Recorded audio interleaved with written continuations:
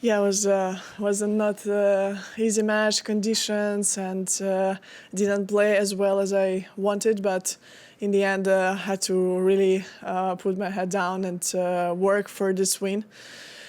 Some days are like this, and I'm happy that I got a win in the end. Okay, thank you. Courtney? WTA. Congrats, Elina. It seemed like in the first set, Anastasia was trying to play longer rallies, seemed to be a lot more consistent. You were trying to be obviously very aggressive. As the match went on, the rally started to get shorter and seemed like you were able to control once that was happening. Is that kind of what it felt like on the court at all? Well, to be fair, today was like lots of things going on. I don't know. I couldn't really control as much as I wanted, because there was a lot of mistakes from my side, her side. You know, it was like up and down, and yeah, I mean the quality of the match I wouldn't say was the highest. So that's why there was no rhythm really, and it was tough to find a good game, because there was like you're like like a goalkeeper. So yeah, just in the end, I'm happy that I could stay in that second set, served well in some good moments, and for sure, to get through this kind of matches is great, because not playing so well, almost thinking that you're not gonna win, but then finally get that win, it was a nice feeling. Dave.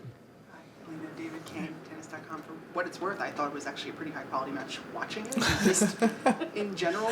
I have high standards, I mean, since you've come back, you've made such an effort to be that much more aggressive, and it seems like the way you're able to see the ball now, you're seeing the opportunities much better perhaps than you used to before you came back. And I'm curious if over the course of your career, you saw those opportunities and were making different decisions, or maybe your work with Raymond has taught you to be more cognizant of when to go for the ball.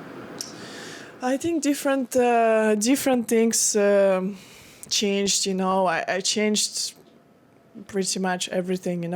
I have this experience from all the years that I played on tour, and I always was looking to improve my serve, to improve the power on my shots, and to strike the ball more cleaner, some technical things on my forehand. So now I had time. I had 3 months, starting from January until my first match, where we were just working on my game, and I also, fresh opinion.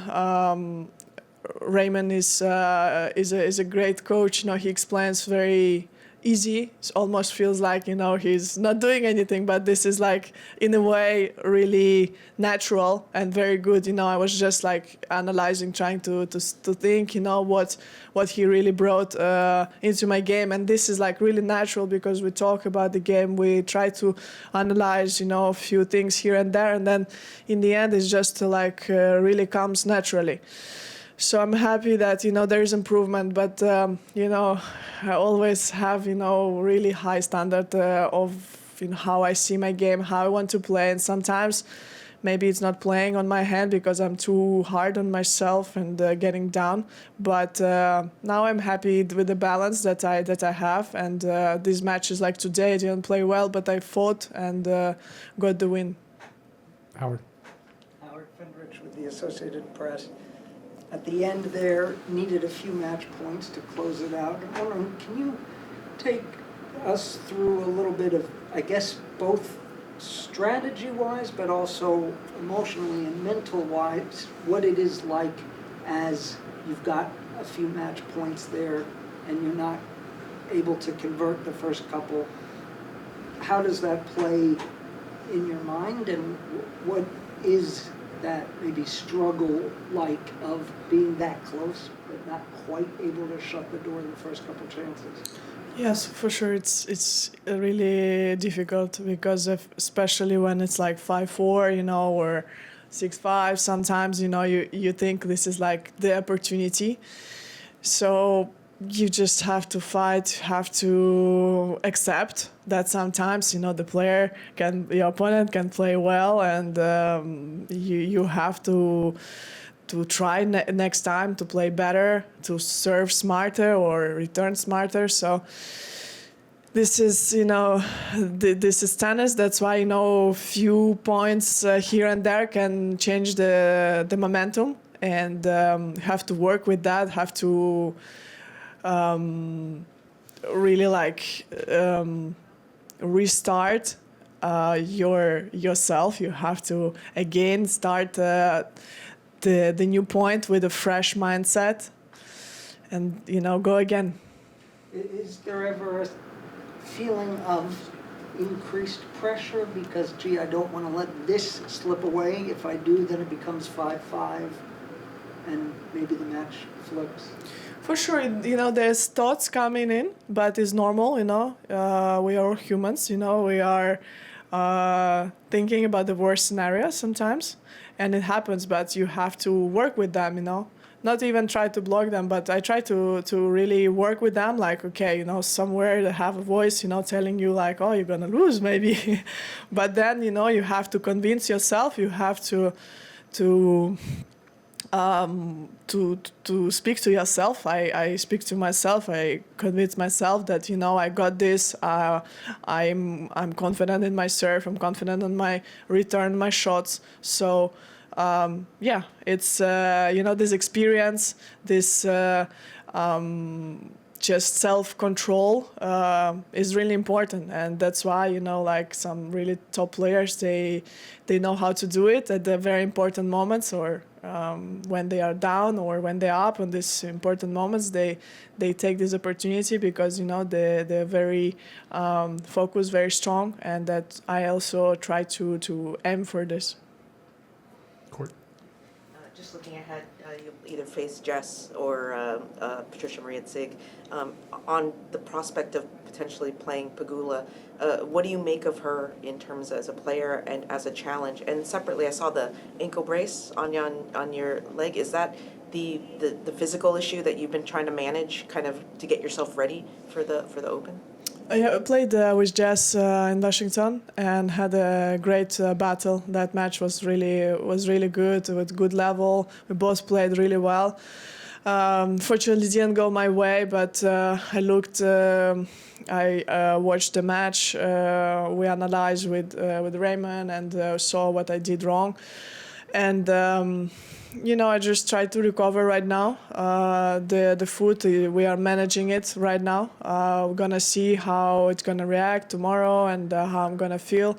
But yeah, it's of course not playing in Cincinnati, and it was not as fresh as I wanted to be for Montreal as well, and managing since that time this injury. So yeah, for me it's just important to recover, to take time off. I'm happy that there is one day off where we can really rest and do some treatments and prepare. David. Just going back to the 3 months you took to make these changes, I mean, a lot of tennis players, it's very hard for them to make any changes, and with the way that the tour is structured, it's hard for them to take that kind of time off. Looking back, is that 3 months, 5 months, 6 months, with time you wish you had taken when you were younger, and is it time that you would recommend young players take if they want to make those big changes? Yeah, definitely. It's really important to take time to practice. I many times during my career before the pregnancy, I had no time to work on my game because the season is very long, and then when there is no WTA tournaments, you have exhibitions, you have different kind of things happening, so you're not really resting, you're not really working on your game, you're all the time traveling. So I would definitely recommend the juniors or players who coming back after the injury, to not rush so much, because really helped me. And I try to take time when I can. Right now, I'm gonna see what I'm gonna do the rest of the season right now, but it's important to be healthy, to work on the game and be fresh mentally, because there's so many tournaments right now happening. You can play every single week, but sometimes you need to take, step back to